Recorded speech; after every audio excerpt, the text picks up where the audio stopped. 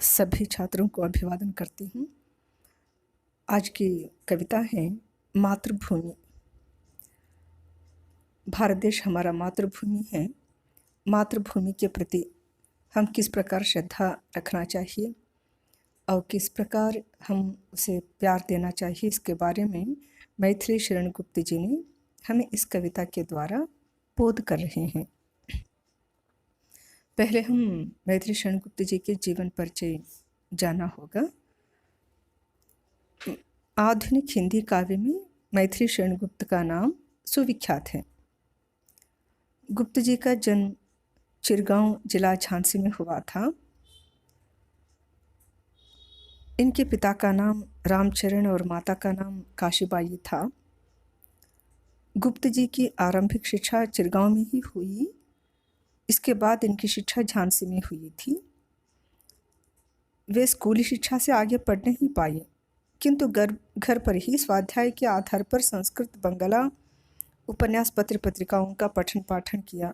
जिस प्रकार हम पहले सेमेस्टर में जानते हैं कि महावीर प्रसाद द्विवेदी जी भी स्वाध्याय से ही इन सभी भाषाओं पर परिचय किया था, इन भाषाओं का। उसी प्रकार घर पर ही स्वाध्याय से मैथिली शरण गुप्त जी ने संस्कृत के अलावा बंगला पर भी वे परिचय किया है, बंगला भाषा भी सीख लिया है।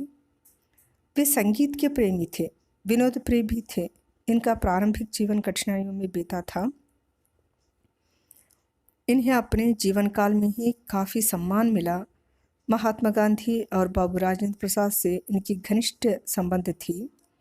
जवाहरलाल नेहरू के प्रति आदर और विनोबा भाव के प्रति श्रद्धा भी थी। समय समय पर अनेक पुरस्कारों से मैथिली शरण गुप्त जी सम्मानित भी किया गया।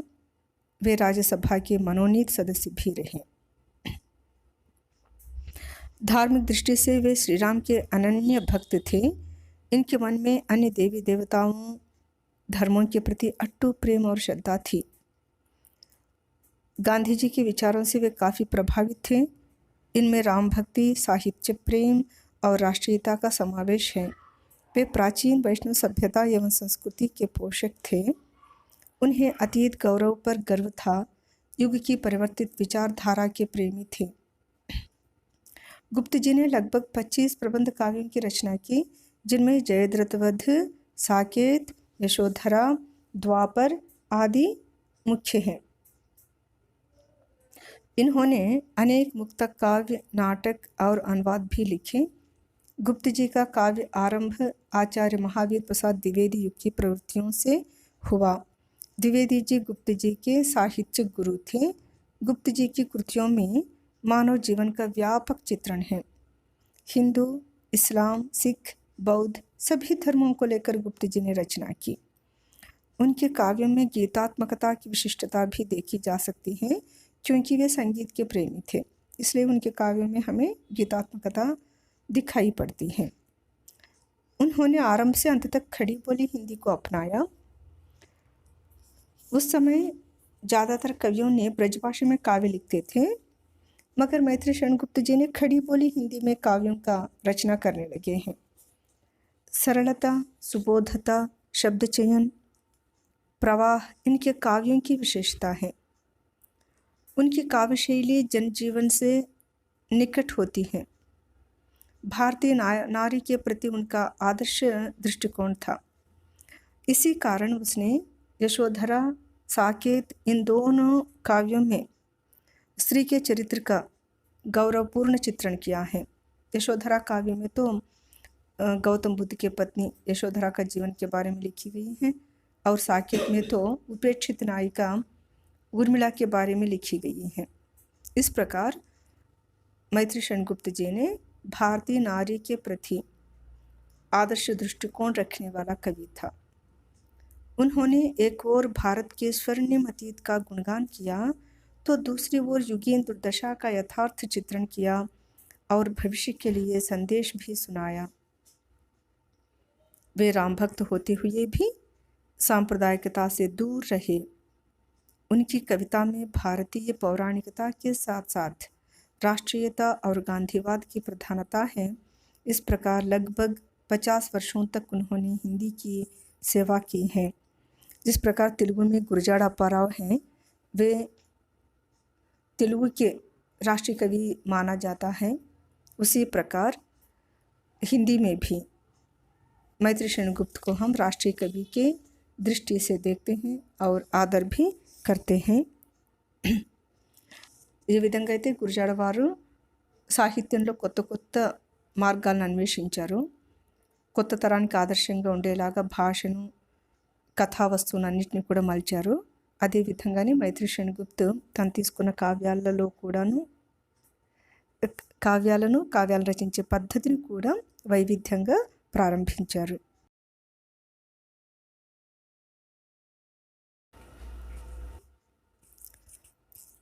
मैथिली सेनगुप्त जी मातृभूमि नामक इस कविता में कहते हैं कि इस धरती की धूल में हम सब उभर कर और उसी में निमग्न हो जाते हैं। हे मातृभूमि, तुम हमें इस धरती रूपी अपने शरीर में जीने के लिए सब कुछ दिए हैं।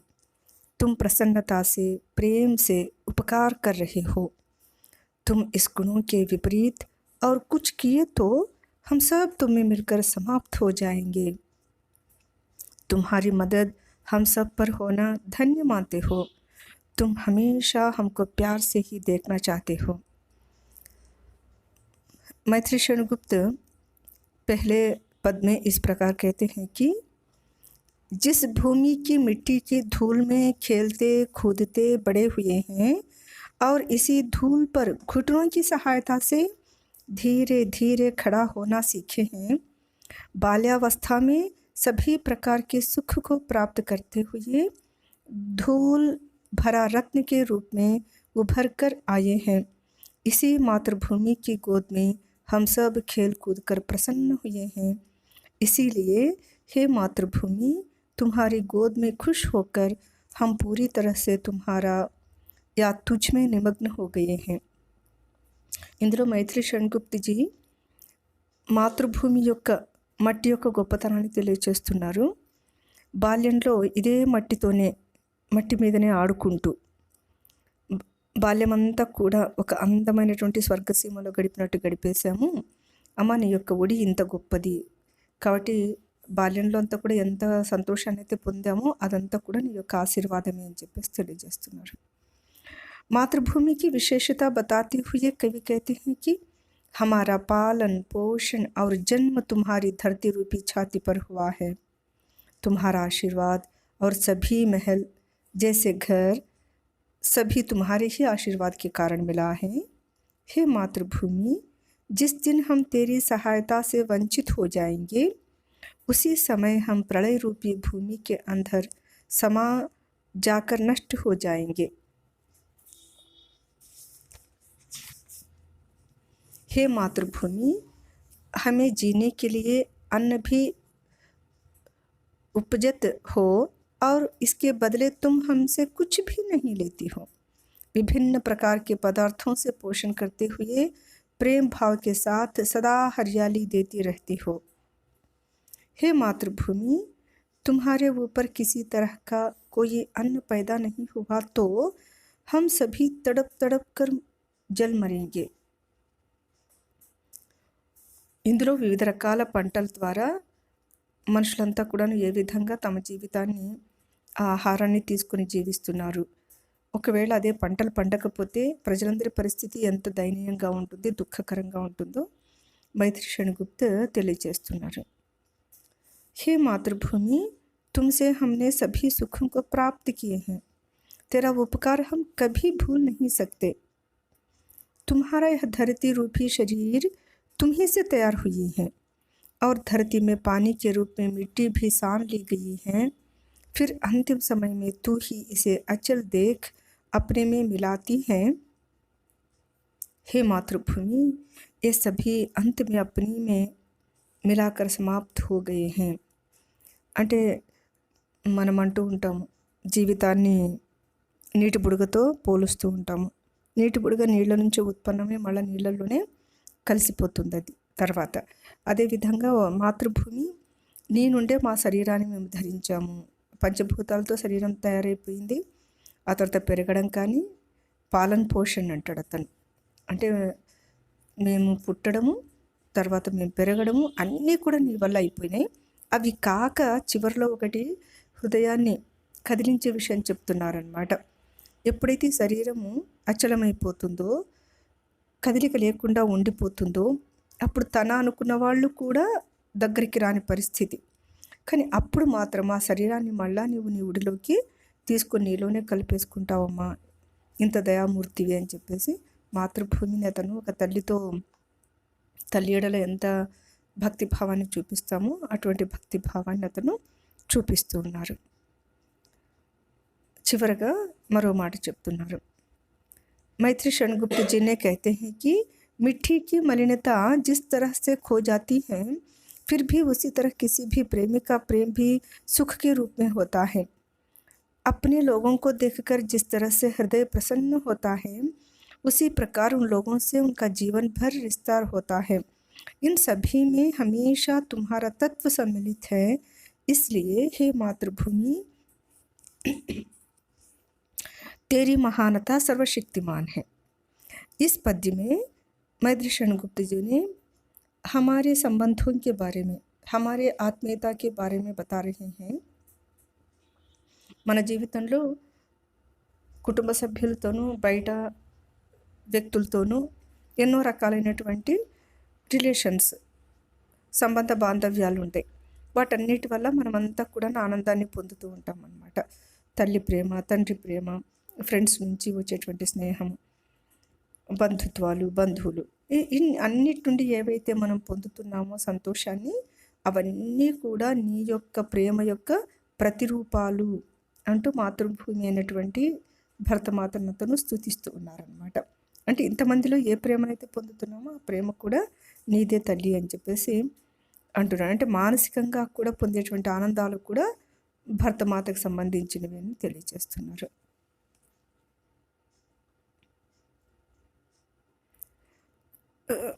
చివరిలో ఒక్కమారు ఈ కవిత యొక్క సమీక్ష చూసుకుందాం మనము.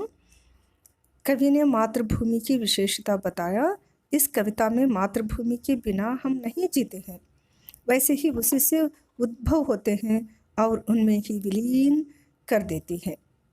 ఒక మాటలో చెప్పాలంటే మనము సంస్కృతంలో ఒక శ్లోకం ఉంటుంది. త్వమేవ మాతా చ పితా త్వమేవ, త్వమేవ బంధుచ్చ సఖా త్వమేవ, త్వమేవ విద్యా ద్రవిణం త్వమేవ, త్వమేవ సర్వం మమ దేవ దేవ అని చెప్పేసి అనుకుంటాం అన్నమాట.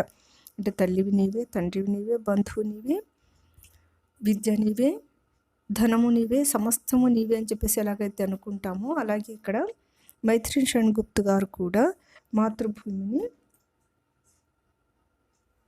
మాతృభూమి యొక్క గొప్పతనాన్ని ఇలా వర్ణిస్తూ వెళ్తున్నారనమాట. అంటే మా పుట్టుక అలాగే మరణం, ఈ రెండింటి మధ్య ఉన్నటువంటి జీవితం అంతా కూడా నీ యొక్క దయ, నీ యొక్క కృప, ఇంకంతకంటే ఏం లేదమ్మా అని చెప్పేసి, అంటే సర్వస్య శరణాగతి అని చెప్పేసి అంటారు కదా, అలాగా అతను సంపూర్ణంగా తనను తాను మాతృభూమి మెడల శరణాగతి పొంది హృదయం అంతా కూడా నా మెడల శ్రద్ధ ఏర్పడిన తర్వాత రాసినటువంటి అద్భుతమైన కవిత. ఈ కవిత యొక్క కొన్ని అంశాలను కూడా చూద్దాం ఒకమారు. ఒకసారి కవిత పఠన కూడా చేద్దాం. మొదటి పద్యము. हमें जीवनाधार अन्न तू ही देती है, बदले में कुछ नहीं किसी से तू लेती है. श्रेष्ठ एक से एक विविध द्रव्यों के द्वारा पोषण करती प्रेम भाव से सदा हमारा. हे मातृभूमि, उपजे ना जो तुझ पर कृषि अंकुर कभी, तो तड़प तड़प कर जल मरे जठरानल में हम सभी.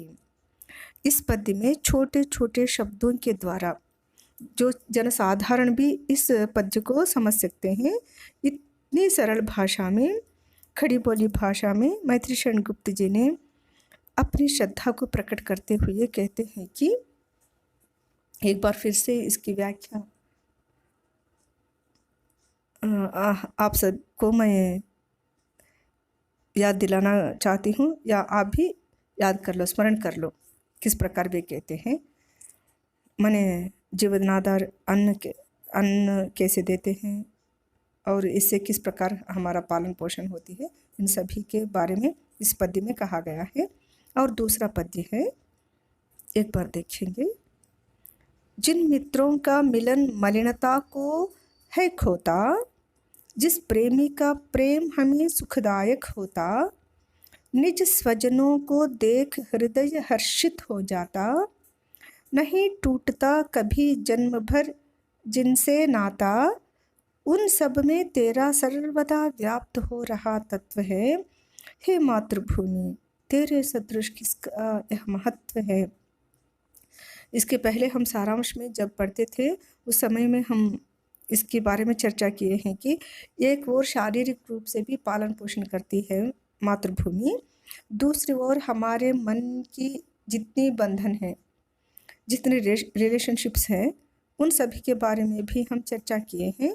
इसी के बारे में एक एक लाइन में वे इतनी सुंदर कविता लिखे हैं कि जिन मित्रों का मिलन मलिनता को है खोता, माने फ्रेंडशिप से हमारे मन की दुख दूर हो जाता है, किसी के कारण नहीं होता।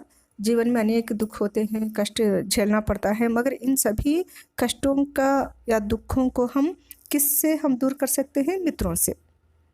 और दूसरा है प्रेमी का प्रेम हमें सुखदायक होता है। इतना नहीं, निज स्वजनों को देख, अपने लोगों को देखकर हमारे हृदय पूरा पूरा हर्षित हो जाती हैं, उल्लास से भर जाती हैं। इन सभी लोगों से, हमारे मित्रों से और प्रेमी लोगों से, स्वजनों से हमारा रिश्ता कभी नहीं टूटता, हमारे जन्म भर उनसे नाता जुड़कर रहती है। मगर ये सभी नाता हो या नहीं तो सभी संबंध हो, इन सभी संबंधों का तत्व मात्र